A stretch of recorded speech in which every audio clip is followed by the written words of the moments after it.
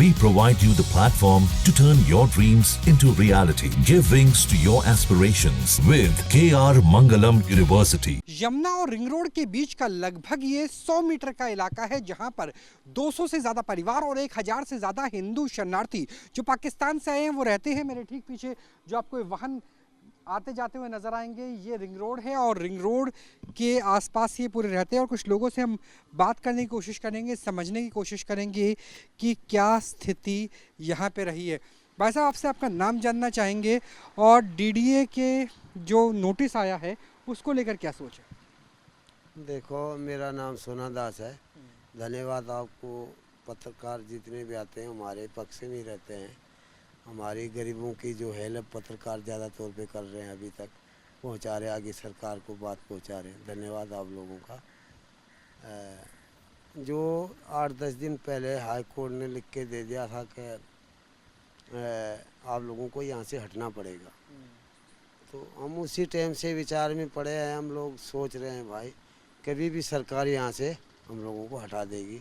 तो अगर हटा देगी तो 1000 के आसपास लोग हैं, जिनमें से 200-250 को ही भारत की नागरिकता मिली है। कहाँ जाएंगे?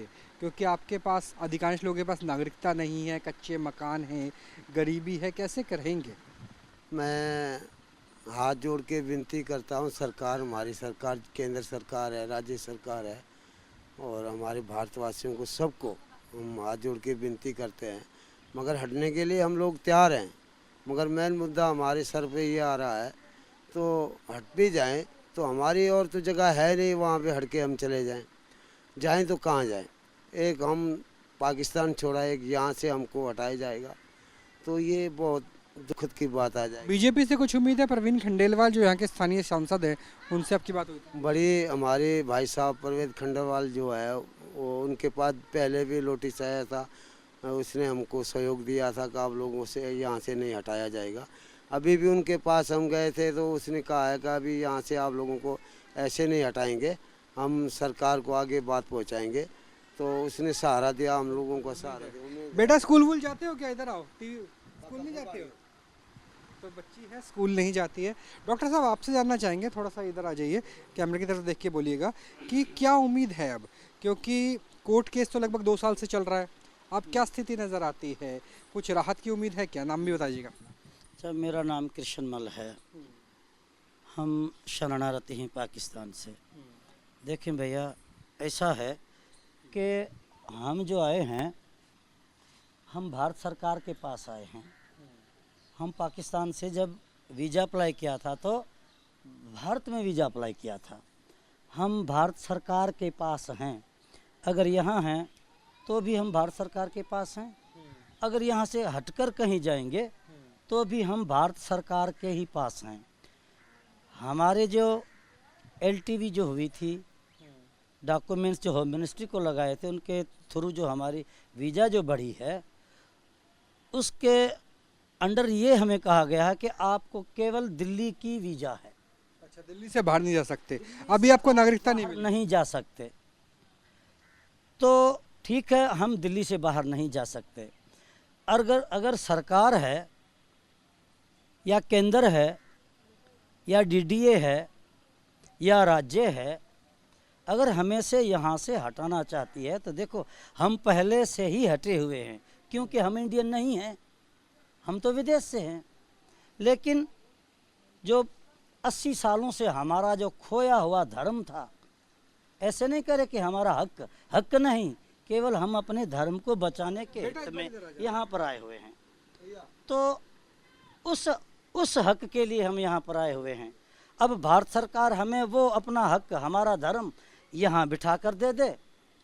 अगर यहाँ से हटा रही है तो केवल सरकार ये शब्द हमारे ऊपर यूज ना करे कि तुम्हें यहाँ से हटना पड़ेगा।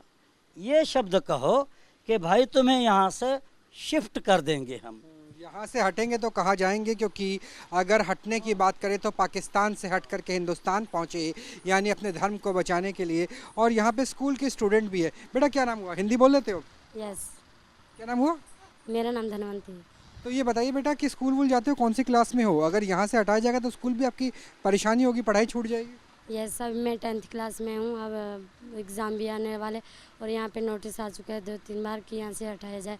अगर हमें यहाँ से हटाया जाएगा तो हमारी पढ़ाई अधूरी रह जाएगी और हम फेल हो जाएंगे। मतलब अगर हमारे क्या बनना चाहते हो बड़े होकर के, क्योंकि अब तो भारत की नागरिकता भी आपको मिल जाएगी? मुझे टीचर बनना है, बड़े होकर। टीचर बनना है, ये शिक्षिका बनना चाहती है बिटिया। लेकिन इनके साथ सबसे बड़ा सवाल है कि बोर्ड का एग्ज़ाम है, 10th का एग्ज़ाम है और यहाँ से हटाया जाएगा तो भेजा कहाँ जाएगा। और जो दूसरे डॉक्टर हमारे से बात करने के लिए, ये डॉक्टर थे पाकिस्तान में और अब शरणार्थी बन के यहाँ पहुँचे हैं, उनका कहना है कि हमारा जो एक्सटेंशन हुआ है वीज़ा का वो सिर्फ दिल्ली का हुआ है, दिल्ली से बाहर नहीं जा सकते। अब दिल्ली से बाहर नौकरी करने जा नहीं सकते, यहाँ पर रह नहीं सकते, तो क्या होगा? भाई साहब थोड़ा सा इधर को मुँह कर लीजिए। आपसे जानना चाहें कि कितनी परेशानी होगी यहाँ पे? कच्चे मकान भी हैं यहाँ पे, मकान भी कच्चे हैं। हमारे मकान कच्चे हैं। हम भारत माता को शरणों में आके पड़े हैं। हमारे को तो कोई भाषा भी, हम तो अभी नए पुराने हैं, अभी आए हुए हैं। 1 साल भी नहीं हुआ मेरे को इधर आने का, समझा ना। फिर भी मेरे को बोल रहे, हमारे को अपने को बोल रहे भाई तुम इधर से और जगह पे बैठो, इधर बैठो, इधर। सबकी जो कोई इधर आए हैं मजने टिल्ले में, सबकी वीजा इधर की लगी हुई है, जो इधर रहना है। अभी हम और अभी भाषा भी आप सिंधी बोलते होगे, हिंदी टूटी फूटी आती है? हाँ, हमारी टूटी फूटी थोड़ी बहुत आती है, नहीं आती हमारी तो बस। कर सकता हूँ एक से एक अल्फाज बिल्कुल बिल्कुल, आप कुछ कहना चाहते हैं, बताइए। कहना चाहता हूँ। हमारे हिंदू शरणार्थी मजनू के टिले पे जितने भी हिंदू परिवार रह रहे हैं, ऐसा ना हो जाए कि पाकिस्तान के लोग हमारे पे हंसे, हमारे देश के प्रधानमंत्री पे हंसे, हमारे गृह मंत्री पे भी हंसे। ऐसा ना कह दे कि भाई पाकिस्तान से उजाड़ दिए और देख लो हिंदू शरणार्थी जो शरण लिए भारत के अंदर, वहाँ से देख लो हिंदुओं को हटाया जा रहा है, वहाँ पे उनको घर उजाड़ा जा रहा है। हमारे देश के प्रधानमंत्री पे ऐसी आँच आना नहीं चाहिए। हमारे देश के गृह बिल्कुल, यहाँ पे आप छोटे बच्चों को देख सकते हैं, कच्चे मकान हैं और बारिश के सीज़न में जो आप यहाँ देखेंगे ये जो पाए हैं वो भी ऊंचे रखे गए हैं ताकि जो सांप हो बिच्छू हो वो ना आए। अब इनका कहना है हम शरणार्थी के रूप में आए हैं, जिन्हें भारत की नागरिकता मिल गई तो उनके लिए तो फिर भी सुविधाएं कुछ हो सकती है, लेकिन जिन्हें अभी तक नहीं मिली उनका एक्सटेंडेड वीज़ा है, वीज़ा की अवधि बढ़ाई गई है, लेकिन वो दिल्ली छोड़ करके जा नहीं सकते। बच्चों की क्लास है, 10th का बोर्ड का एग्ज़ाम है, तो अगर वो छोड़ के जाएंगे तो शायद कोई टीचर नहीं बन पाए, कोई इंजीनियर, कोई साइंटिस्ट, कोई डॉक्टर नहीं बन पाए। और इनका कहना है कि हम शरणार्थी के तौर पर माँ भारती की गोद में आए हैं और हम यहाँ से दोबारा से पुनर्वास के लिए कहीं और जाना नहीं चाहते, इसलिए दूसरा प्रबंध किया जाए। हालांकि फ़िलहाल इन्हें उम्मीद है कि राज्य सरकार और दिल्ली सरकार, यानी राज्य सरकार और केंद्र सरकार मिलकर के कोई रास्ता हिंदू शरणार्थियों के लिए ज़रूर निकालेंगे। कैमरा सहयोगी विकास शाह के साथ राहुल डबास, न्यूज़ नेशन, दिल्ली।